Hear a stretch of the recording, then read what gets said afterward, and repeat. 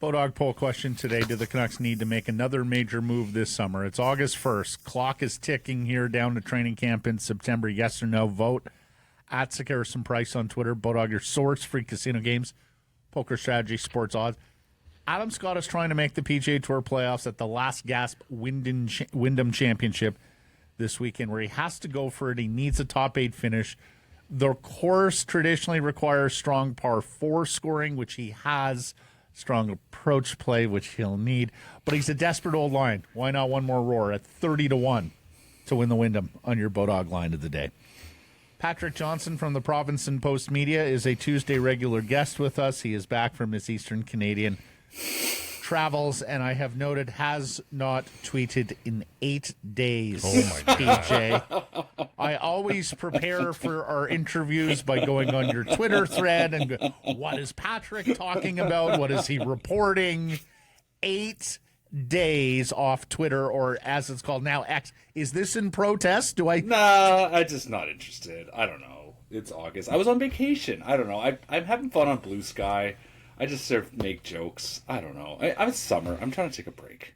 I've been very unplugged in the last fortnight, I would say. That's great. And it has been freaking glorious. Just so nice just to put it down. Because I'm coming back. I'll be, I know I'll be dialed in again. But just to take a small break from it, oh my God. So That's nice. Great. But if I go, not... I go and check I still have I have a couple lists that I check in on, make sure I'm not missing anything. Right, yes.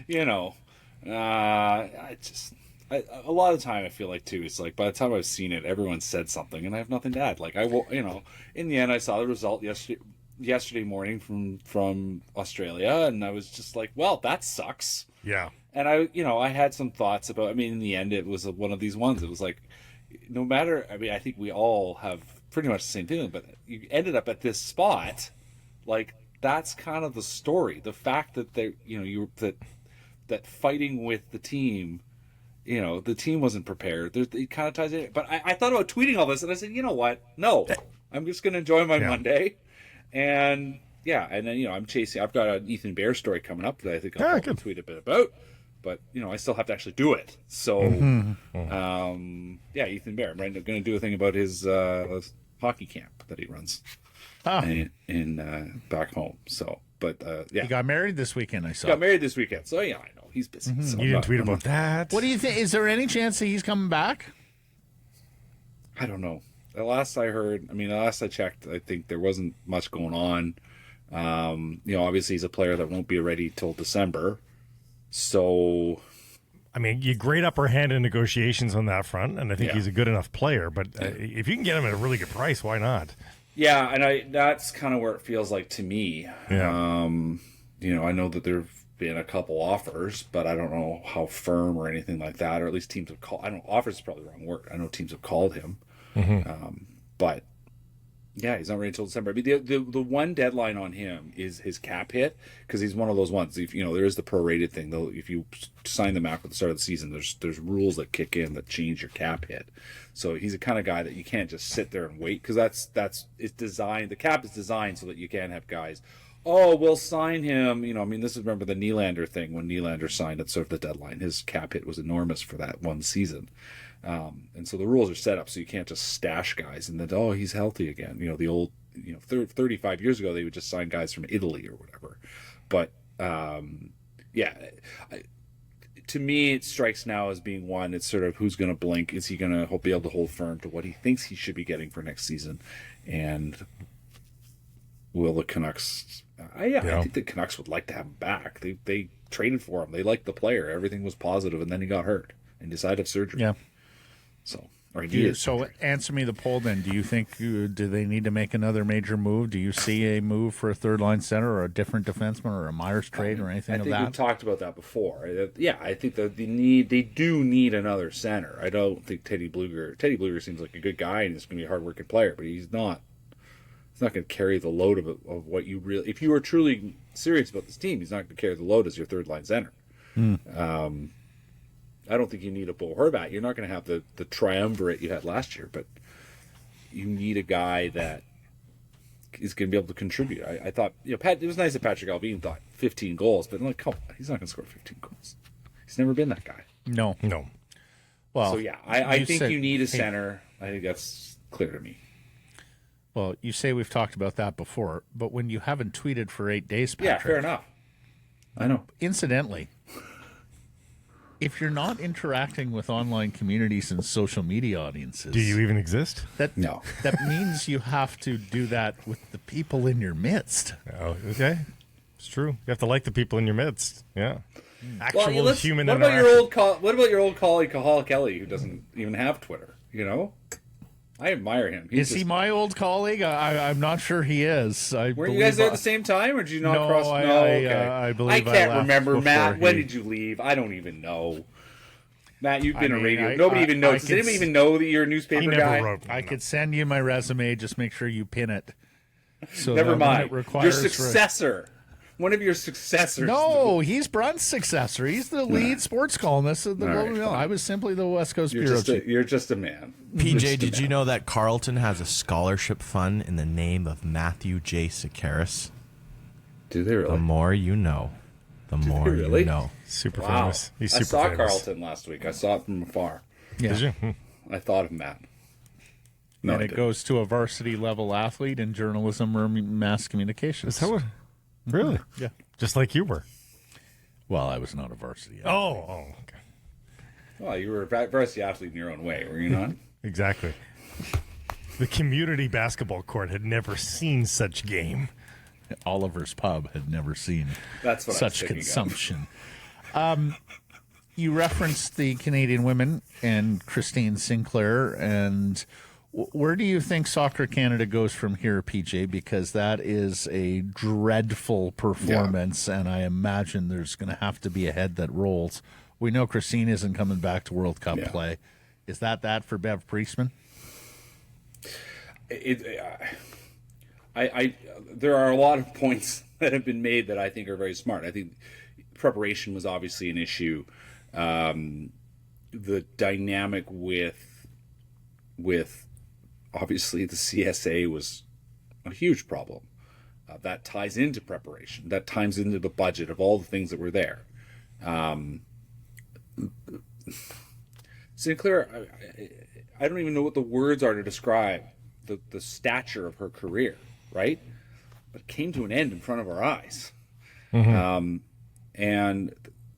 you're never going to replace a player that it's just not possible. But the sort of the second wave, the inability to finish. I mean, one goal of their own making in 3 games, that was kind of everything there. They couldn't finish. They couldn't find the same page often enough.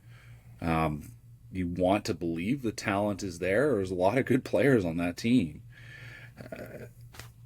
I think a fresh start, I think a fresh start is the way to go. I mean, Priestman, in the end, this is a results-based business. And if you look at, say, John Herdman, if John Herdman had had a World Cup like this, we'd be saying he should be out, even if he obviously had great He results. should maybe be out anyway with the men's side. Based Well, on that's his it. own But I'm World just Cup. saying, Yeah. just say he had all the success, right? Yeah, He wins the Olympics, but if there had been a step like this along the way, he'd be out. I mean, this is if Canada soccer and the women's team are to be a serious, we're to take this all seriously. We are to hold all this to a standard. We need to hold. The board needs to be held to a standard. The association needs to be held to a standard. The team needs to be held to a standard, and the coach needs to be held to a standard. And in all regards, it was a failure. Guys, we said for years the women's national team was able to rise to such prominence because Canada, before a lot of the rest of the world, said, "Oh, we'll invest in women's soccer. We'll pay attention to it. We'll funnel it and create an infrastructure for it, And so take it seriously. yeah, take it seriously." So we rose to the top. Guess what?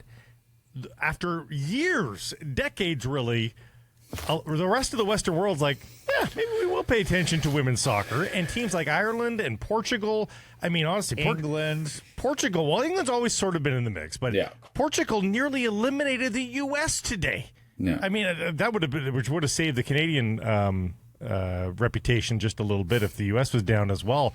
But the rest of the world is going to come screaming past Canada here. And that's the thing that shouldn't be missed. I mean, that is the statement about this Women's World Cup, is the level of play across the board has been almost unanimously fantastic. I mean, obviously there are teams like Vietnam who have struggled and Philippines who have struggled. But Ireland's first World Cup, they look totally fine. Exactly. Nigeria, Yeah. I mean, Nigeria was fantastic. And to have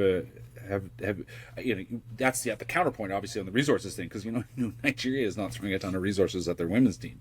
So the other element, and you kind of mentioned it, is the way other countries have evolved. I mean, Canada did put a lot of money in. We developed developed a development model that worked for when it was, but the fact we do not have a professional women's team, to me, remains it's a massively under-discussed story.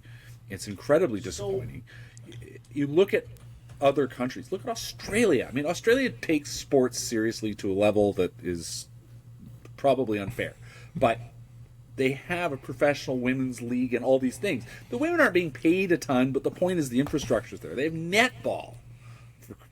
So let me ask you this, because somebody asked me this yesterday in light of the women's defeat about a professional league here in Canada, which, if I'm not mistaken, is coming in 2025. Yeah, Diana right? Matson's working on it. Yeah, right. Absolutely. So, and I could be wrong here, and I was a skeptic of the CPL, which has done well. I'm not necessarily sure it's the fuel for the Canadian men's team to be a World Cup contender, but soccer folks seem to think that a domestic league is that important. With what some of these big European clubs, because we have players on our team that are now playing at the likes of FC Barcelona and PSG and these Chelsea and these massive clubs in Europe. How would you attract the best players? How would you even attract the best Canadian Well, I mean, players I don't even know in if a that's professional league? And if you don't have them, is it commercially viable? And also, do our top Canadian players want to play in that league? Exactly, because some of these stadiums in Europe, they're doing 60, 70,000 people for women's soccer. Why would they want to come here and play before friends and family if it's not particularly? And that's what I would say. You're not.